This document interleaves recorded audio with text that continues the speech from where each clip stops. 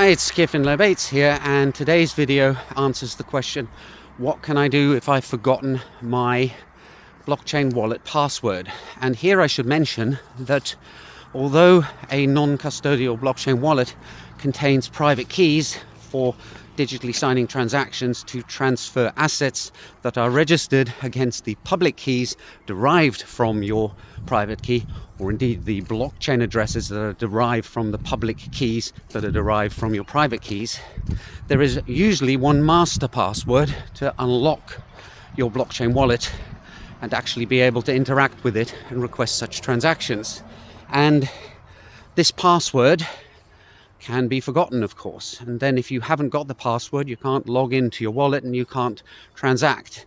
So what do you do in that case? Well, if the software is well designed, then it'll be using something known as a seed phrase, and that's a collection of 12 or 24 words that are used to deterministically derive all your private keys. So that one phrase provides the mechanism for generating lots and lots of private keys, and hence public keys, and hence blockchain addresses.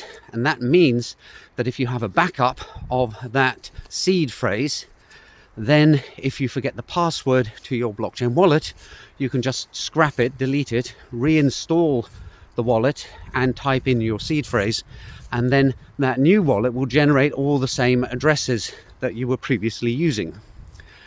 This means that you can use seed phrases to move from one wallet provider to another, so that's quite convenient.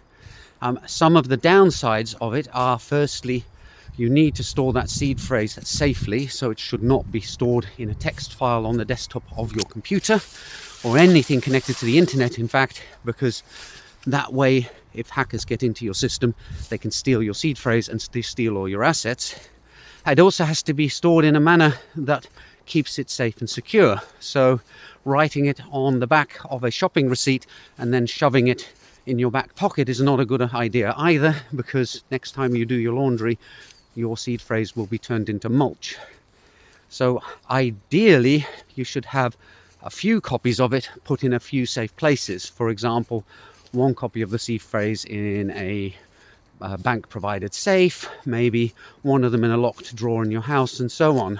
Of course, the more copies you have, the more risks you run that somebody could stumble across and steal stuff, but that's less likely than someone hacking into your computer and stealing it off your hard drive.